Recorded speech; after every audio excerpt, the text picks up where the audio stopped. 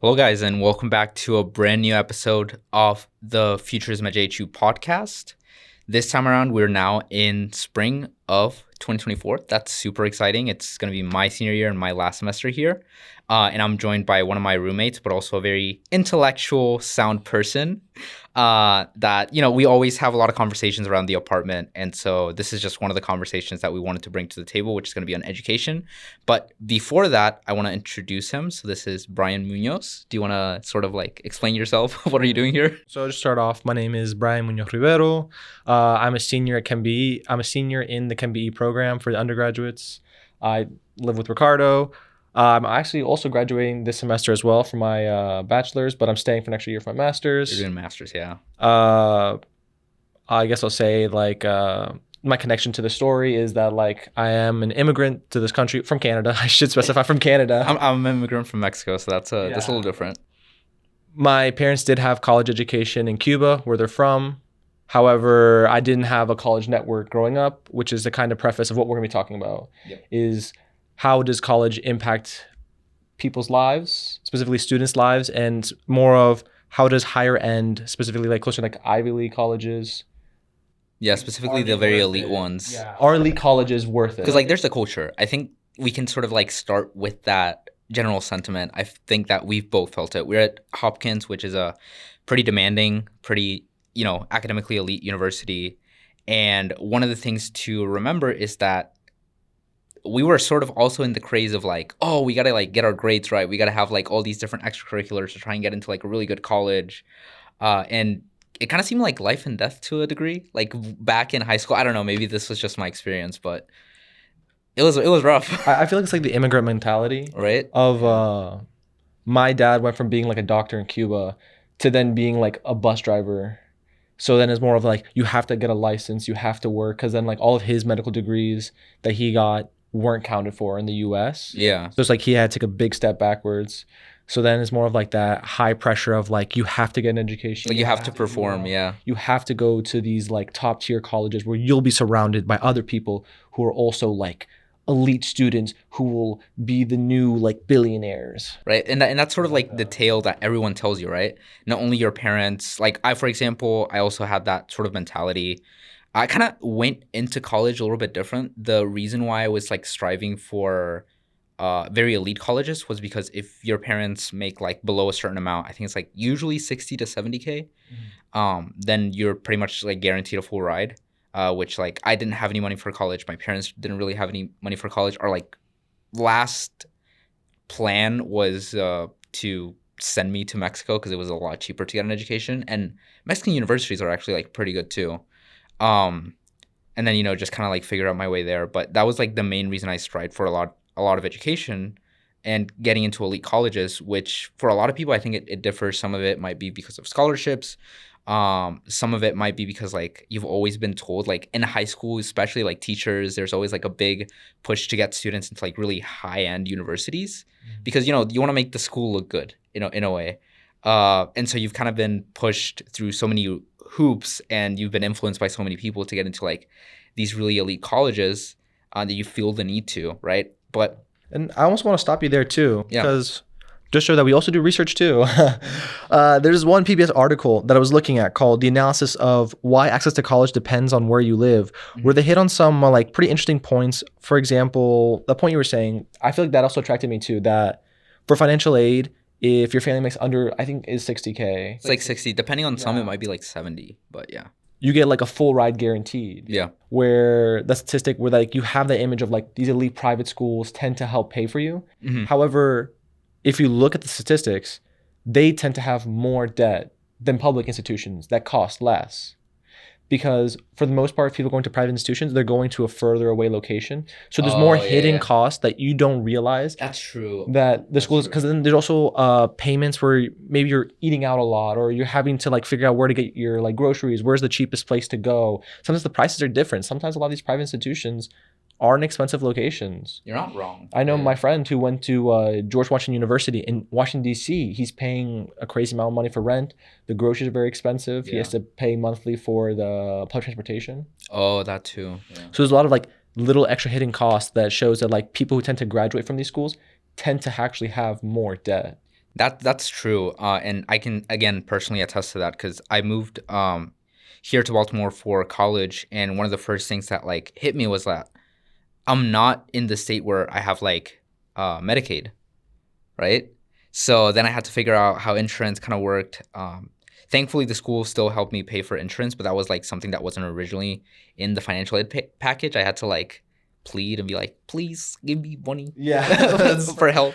It's usually the back and forth of the financial aid office. Right. And it can be hard, especially I feel like for low income students, right, to navigate that because if they get some sort of financial aid, I feel like at some point, maybe this is just me being me, but to some degree, it's like you kind of feel like you're asking for too much. Like if you ask for more, so there's like that shame of like I need more money, but at the same time, I don't want to ask because you've already given me a lot, you know. So Which like I hate that mentality. yeah, maybe again, it might just be me. No. I don't But think it's you. I think it's like a common like work culture of people, yeah, especially from like lower income like communities. Because just also like another preface that Ricardo and I, maybe it's not obvious, but we're both FLI students where I'm low income and Ricardo, I think you're first generation. first generation in the U.S. and low income. I got the double whammy. The double whammy. What I guess we don't want to stray too much into like work culture, things like that. I guess we want to stay more into college. But then that's more of like the main prompt of today. Yeah. Then, do you think elite colleges, these elite schools, help people like us? And not even people like us, just like regular general? everyday Americans. I feel like that's kind of a tough topic to go into because, like, for example, for me, it definitely helped, right? Like, Hopkins was the place where, even compared to a lot of like my state universities, they provided me the most financial aid. So in that sense, I was able to get the most out of a university. Whereas if I was going to my local state university, University of South Carolina, Columbia campus, or maybe even like Clemson, right? Something that's a little further away, that would have costed me a lot more money. So in that sense, I'm really glad, and also like the academic rigor is good enough, I think. And there's a lot of opportunities that the university provides, and I'm like eternally thankful for that. So at least for some individuals, yes, it can be like a really good gateway into higher education. Like if you don't really lose anything, like if you're low income, there are ways to like apply to a lot of colleges for free. And my sort of advice for those people would be to just like, cast your net, just like go ahead and mass apply to like a lot of like elite colleges and see what you get if you're able to like apply for free and do the college applications for free. Because at that point you're just like wasting a little bit of time, but maybe there's a reward down the road. So it's like you're not really losing that much. But for somebody that like, maybe isn't necessarily low income, then they have to pay a lot more money, right? Like we see this with a lot of like international students or just like people that are perceived to have a lot more just like family wealth as well, having to pay like ridiculous, in my opinion, like ridiculous prices for a university, right? Yeah. Like I think what's the average of like without a like 80 something K a year? Like I it's think just insane. tuition is like 75K. Yeah, it's like an insane amount. And to me personally, like I get that Hopkins is an elite university. I get that there's so many resources, but at some point you got to leverage like if you were in the position of like having to get money in like student loans, right? And leverage the loan pressure that you're going to have after college to like the education and the potential opportunities.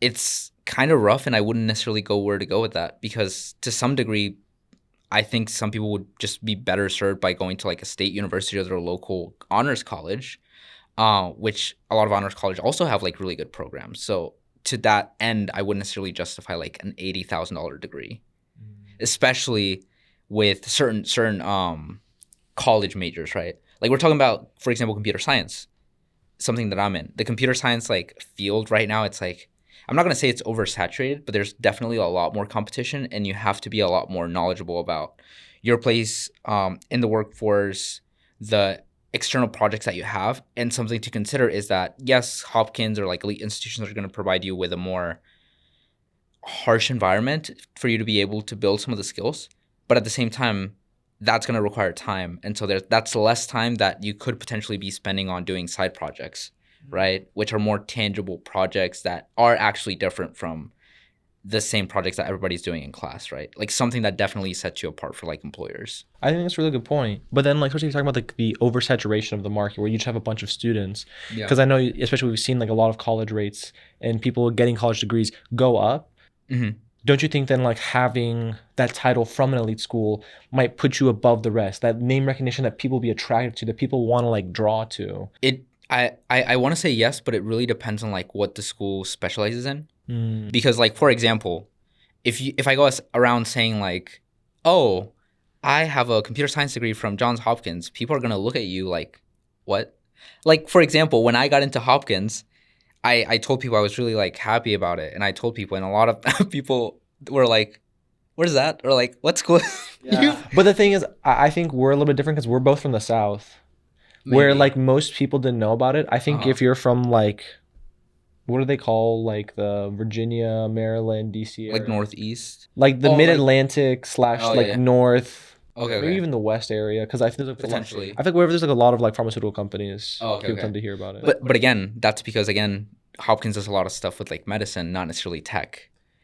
yeah, Whereas like potentially if you got a computer science degree from like Georgia Tech, that is like a very STEM, specifically like CS, Carnegie Mellon, for example. yeah. Right? It's very different. So to that end, like I guess it really depends. Just because you have just a generic elite university, degree, that might not necessarily like put you necessarily ahead of other people. And especially, that's what I'm saying, like especially with a field like CS where you're sort of expected to be doing a lot more stuff, right?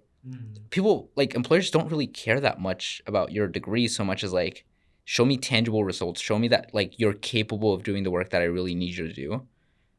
Who cares if like you went to your local state school? If you're like a really dedicated person, I see the progress that you've done. I've seen that you're able to code really like complex systems and make something that like is viable.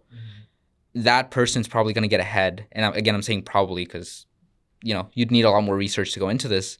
But compared to like a person that just does their schoolwork at Hopkins. Yeah, well, I think you will like to hear this because I can give you some of the research and stuff.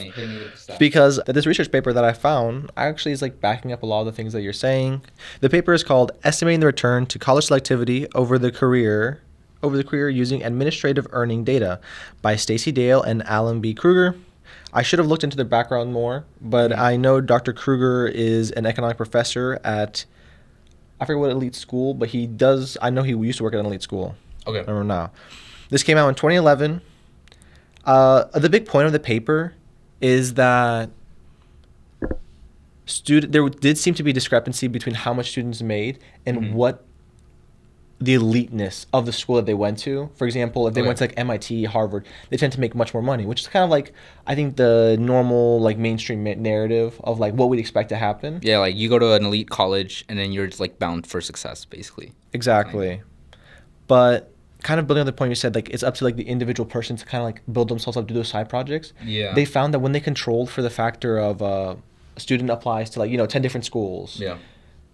the most elite school they applied to, they tended to perform, at least be successful in life. And the way they measure that is through income levels Oh, okay. as a student from the most selective school. Mm. So it showed that it didn't matter if they went to a different school, they went to like a community college. If they were applying to these to these elite schools, it showed that they had this drive that you were talking about. They're doing projects on the side. Yeah. Whereas maybe others, as they mentioned before, other studies have tended to use SAT scores, which I think, as we both agree, is kind of Not like the IQ best. tests. Yeah. You can get better at them with practice and time, but they're not really indicative of like your intelligence, or not indicative of like how successful you're gonna be. Yeah. It's more of like how driven and future forward thinking you are. Mm-hmm. But then I do think they do mention this because it's a really big component. It's not enough to just be future focused and driven and be like, okay, I'm going to grind out all these different projects. I'm going to apply to all these different places. I'm going to be successful. Because they did put a caveat saying that even when they controlled for this factor, they still found that if you were Hispanic, if you were African American, low income, or first generation students, and even then I think they specifically specified it more for first generation students rather than low income students, Mm-hmm.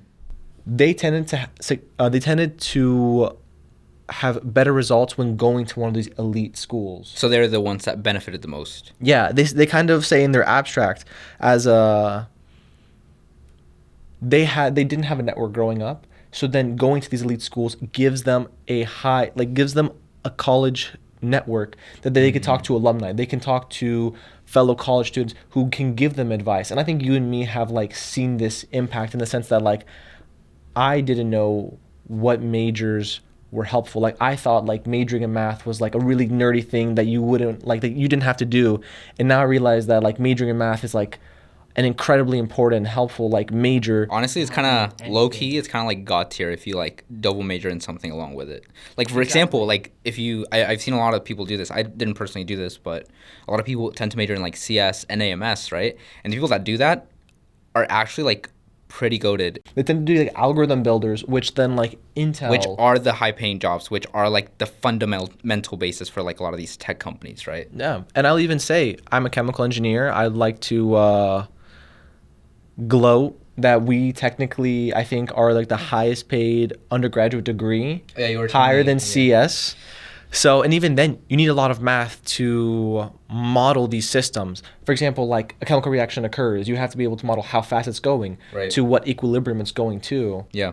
But then I wasn't made aware of like what programs were available to me, like near me in my community, or what things could help me get ahead. And I've talked to many friends who come from like more affluent families, and they knew about a lot of these things ahead of time. They had like people they could talk to for advice. They knew where maybe they didn't like know all these different things, but they had more advantages to know like where the market is going. Like they already have like a bank of information that they could like reach out to and get a lot of these things that like, you know, we go and we talk to our parents. They're like, oh, I wouldn't know.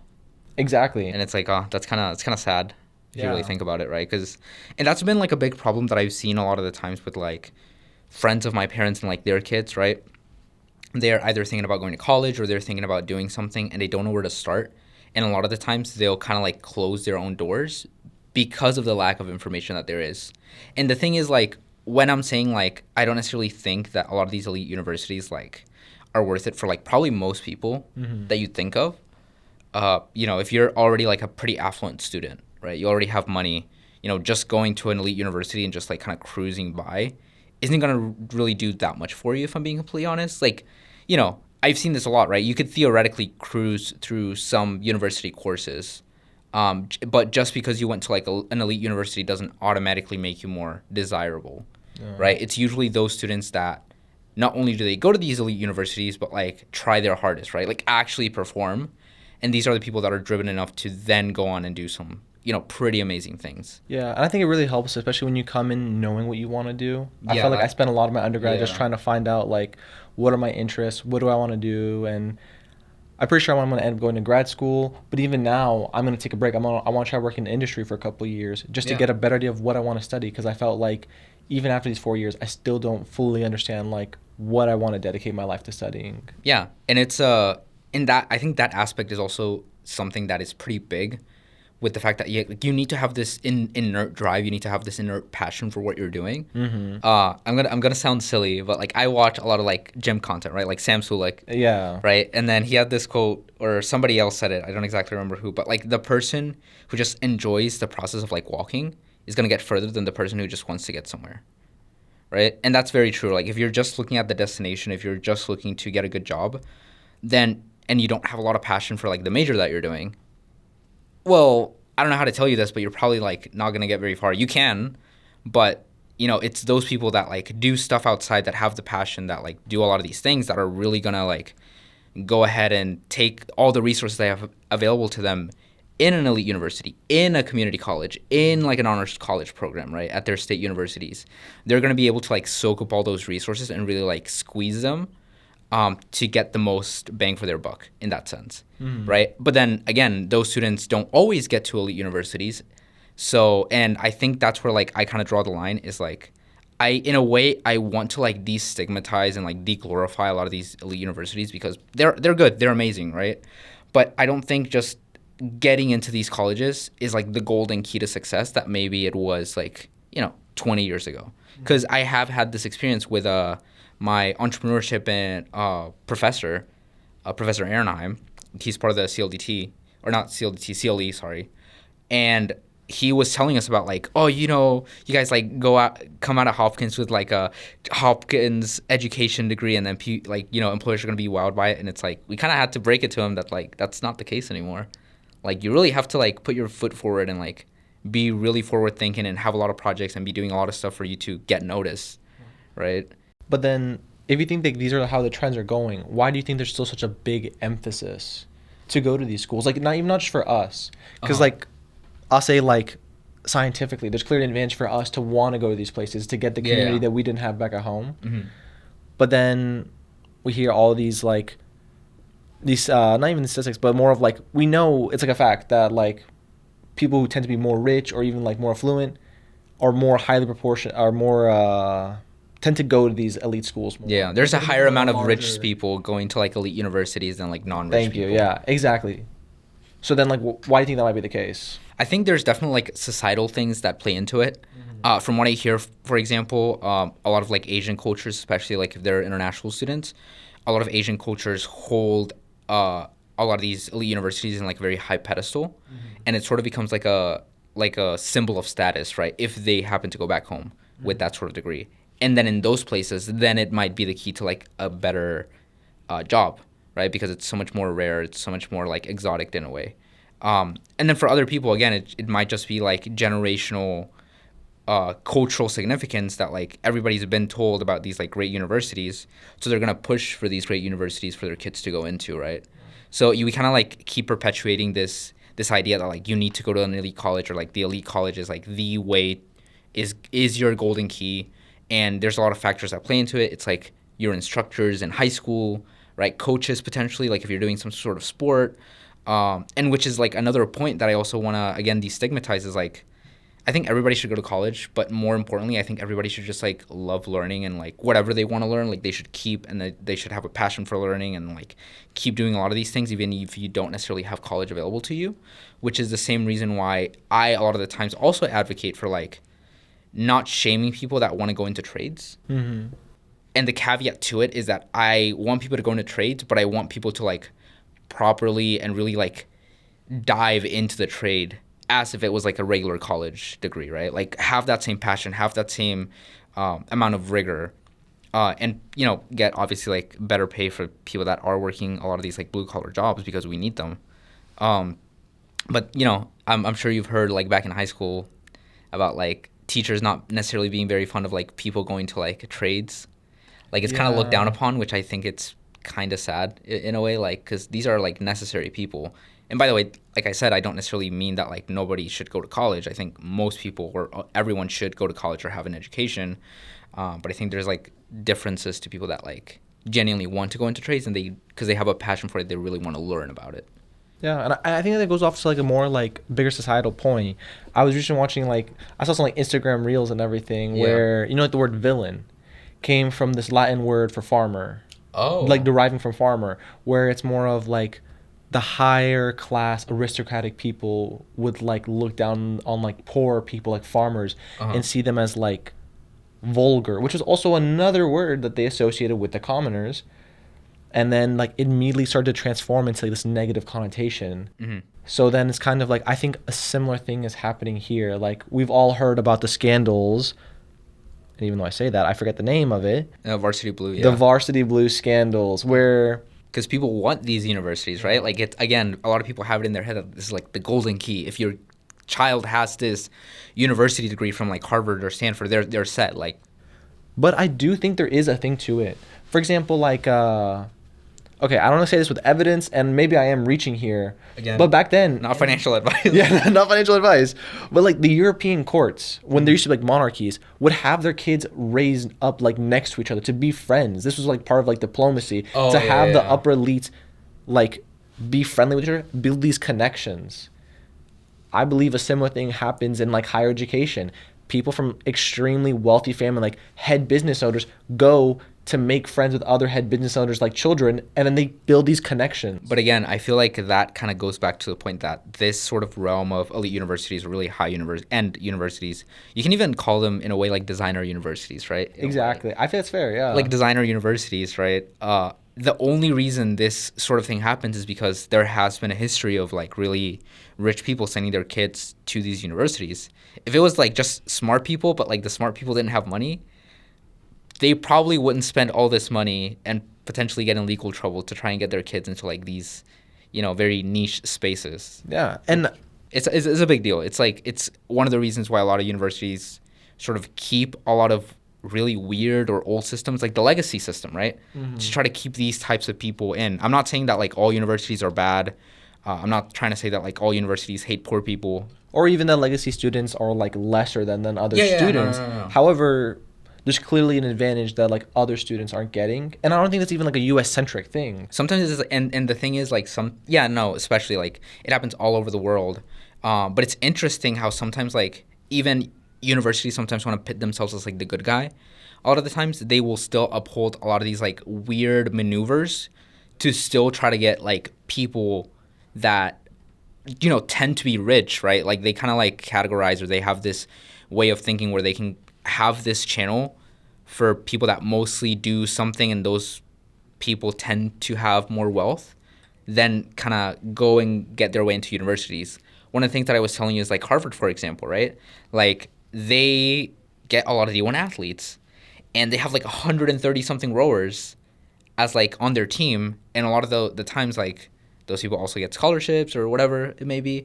But the thing is like for a rowing team, you only use like 8 people. Yeah, and even then if you have backup teams. Most of the team doesn't actually row for the university like that. But the interesting part is like how many schools do you know that actually have rowing as a sport within the high schools? Not only do you have to be positioned in like a pretty well-off area, you have to have access to water, you have to have like access to money for like buying boats and actually having trainings and stuff. And not only that, but like you're already like slimming down the pool of people that have these opportunities available. And so if you push your kid to become like really good at that specific like very niche sport, now they have a really good chance to getting into like elite universities, right? There's a reason why a lot of universities also have like fencing as a D1 sport. Like what, like really think about it. The only schools that genuinely have like fencing are rich schools. And then you're competing with like a really small pool to be a really good fencer to get into elite universities. Yeah. But I guess I said one little argument I'll say to that point is that like they tend to go to these like elite schools, tend to be rich, and those are the ones with the disposable income to then be into like fencing, into these different sports. I will say, like, just to bring up this other paper that we have that says it's called Elite Colleges and Upward Mobility to Top Jobs and Top Incomes. This paper is unique from like other ones we're discussing, even like our own project that we're discussing right now, because it's specifically focused on like student success in Chile, depending on like what top school they went to, and they found that the vast majority of people tend to be males. Yeah. Or at least like the vast majority of people who benefited from the system were males. Okay. Whereas then the female / like poor students / students who came from like marginal groups of like different intersectionalities, they benefited from going to college the most, because college is the one like proven thing that like really helps social mobility. Yeah, and like one of the things is like in Princeton, you have a lot of these students that do tend to show off their wealth, right? They go to really expensive places, or they're really wearing like really expensive showy clothes, which I kind of have seen some students like that here, but it's very far and few between. But you can definitely still feel it, right? Like there are some students that just have more money that tend to go out a lot more. And then if you're a low-income student that's potentially already struggling with money, right, then it kind of becomes a mental battle of like, do I try to fit in and go to a lot of these places? Or like maybe I try to find other friend groups that tend to be of my similar backgrounds so that they kind of like understand me a little bit more? Or do I like forge my own path? So it can definitely be like a mental battle trying to deal with a lot of these things, whereas if you have money, then you kind of have to worry about it less. Yeah, no, that's absolutely true. So, and I'm pretty sure we both felt it to a degree. Yeah, I know there's definitely a big like a cultural shift almost. Yeah. Coming from I'll say there's like it's completely different like college culture, different education culture, different way people talked. Like especially like if you go to like a public school, where some people just genuinely don't want to be there, to then coming to like a university where like everybody wants to do like research, and then you're like, that's kind of crazy. Yeah, and then to like get into research, find out how to do research, learn that like you can actually do research, which is really cool. Yeah. But it's exciting to see because then like you see that like especially with like the internet globalization with like ChatGPT, OpenAI, like I have like cousins who are telling me about like them like oh I'm looking at research now too like I'm learning about these things like I'll tell them about different opportunities and Yeah, then exactly. like I'll see especially in Florida like a lot of people like the housing market's going up, a lot of like more affluent people are moving to Florida. I see that like the area where I used to live is starting to be different. Getting gentrified. Yeah, no, it's even just like I'll say like even like more of like a growing thing. Like a 'Cause, like, social I'm in a outlook, yeah. swamp. Yeah, like we always had like a college like near us, Mm. but now like that college is like becoming like the best school in like Southwest Florida. Oh, There's like okay. being given like more importance to like education, Yeah.